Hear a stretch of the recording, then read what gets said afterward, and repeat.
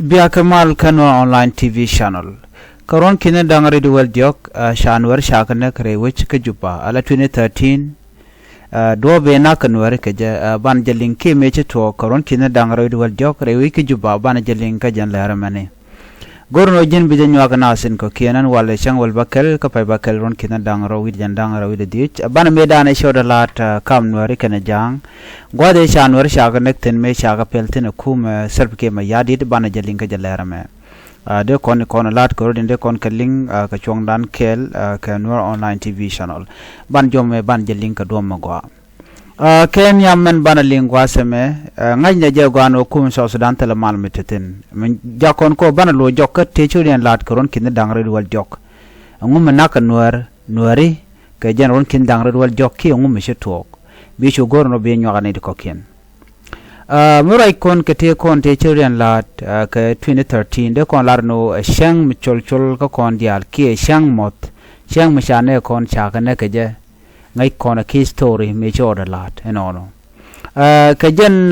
paiwero shang wal de ka paiwero ron kin dangre wal jok gwade chukor che tok tin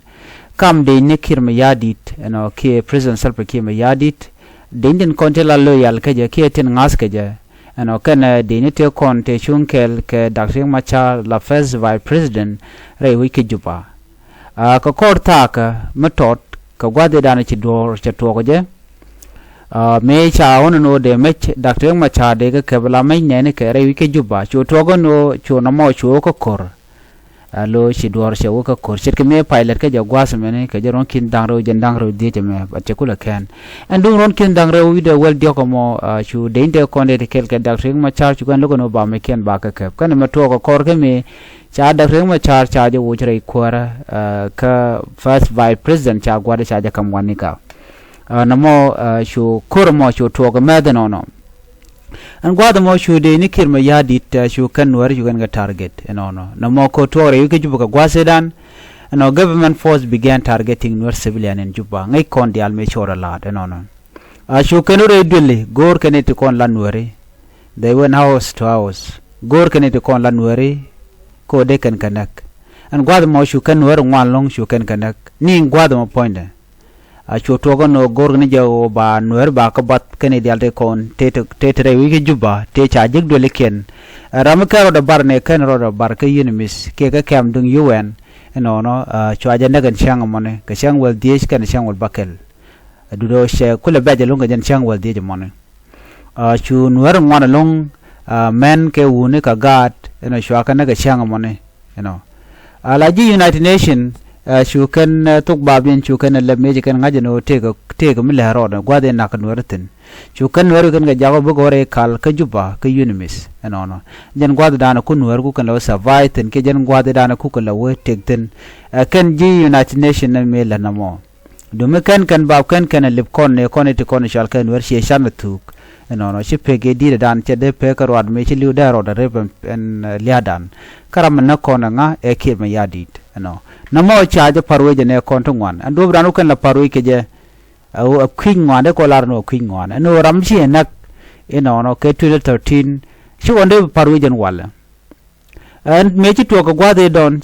ke ta me cha ko na je me dan chi random act of war me cha plan already no benwer ba ke nakan dialan kirme yadit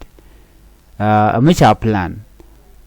chen me ngai kon nere wike juba la kon alar no shang dan we rom ban jang ban ga juire wich but jang chicken plan a hit ko ken chirin mo ke dich de ni tingi ken ka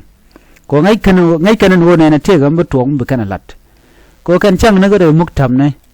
re muktam ten content na tere wike juba la ladial ngai kan me dan e biro da lat ko rai ken shang no cha ne na ga nuare ka ron kit kel ku bangwan jen bangwan ni de kel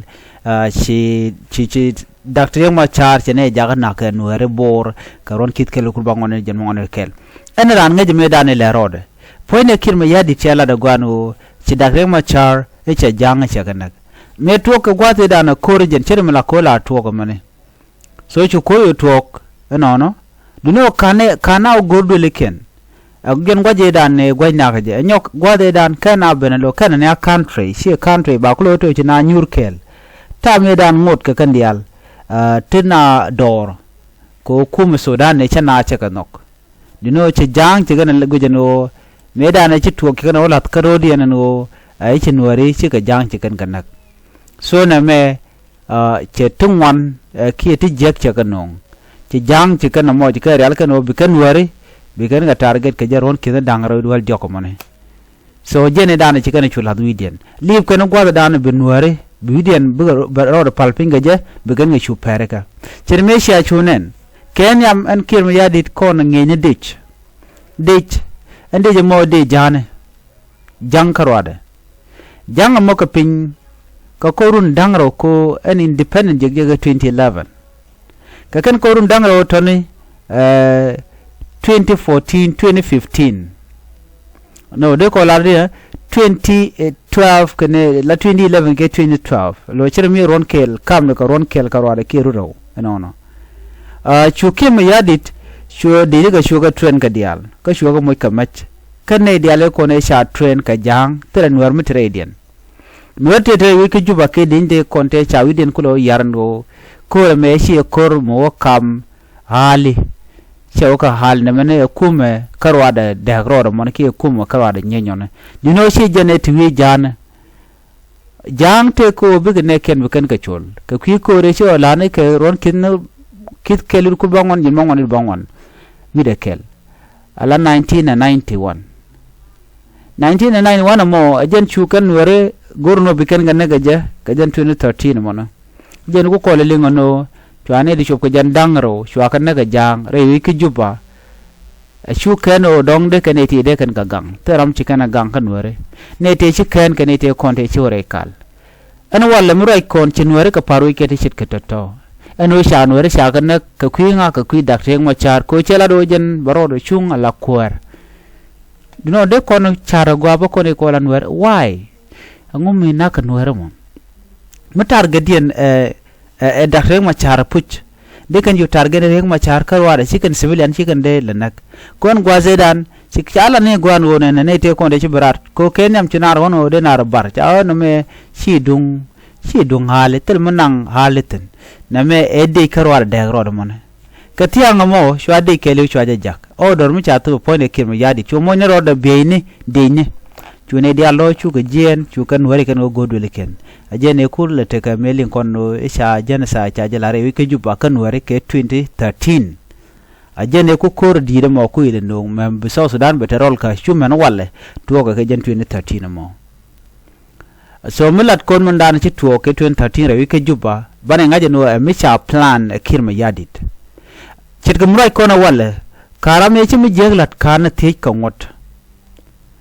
kane diale konte shana kane te na ka kan ka te changaran cha pele janono win mon ngaje mana ci to dam ci wen kana konte ci ke Kiir mayardit den cirem nuer ke liu ci janak ke cirem nuer wopin ka peng mudit kana kon ti win mon chu man tama ne teach of 20,000 people ti shena ga Kiir are ne ndi chop ke ping ne dial wana de ka 400,000 kan te kon e shana kan dial kare dien 20,000 kan wore la do ko laro 20,000 kan wore ko de kan te to ko juba karwa da cikin ne ten content wana grare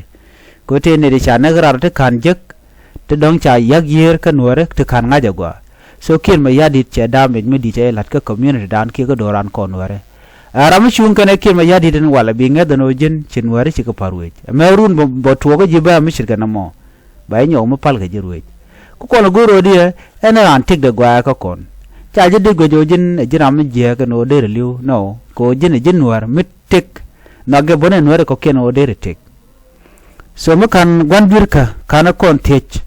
ala tele justice mo ko served Total justice Michalel. Until today, no justice has been served for the families of the victim. Kwi mon binijen. Ramadan kuna ala nagjatin so chanam chirkina me chana you remember. Ko jen riek. Deni shul ko tok alatke. Ke lung tok alatke.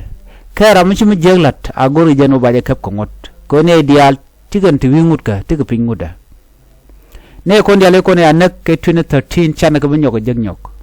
ke ci kon ga parwej bo ke kuje mo yen wari ala kon tin te kel ke Kiir mayardit tin kwa Kiir mayardit kwa support si alian Nuer medan si aparui karon kede dangre rual jok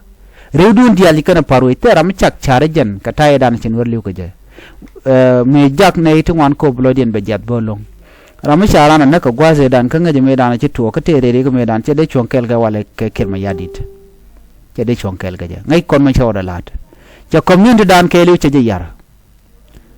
na me ron kin dang rual jok kwa de shane kon chaga nak tin ka kwinga ka kwi doctor yang machar ko jana Nuer a jene ci South Sudan chu dak betene ka run dang de ko ken me ba mal ko gor ga jeno de jata ke 2018 antam ke 2025 cha nyo malat ke je ba ti Kiir mayardit jawlo mo ga chaba ma bogno kon ka ren yale cirke medana chalat ka kon ke 2013 gar gor kon char kon ne kon shal Nuer an biate mal ban nyok je ka leru den bye bye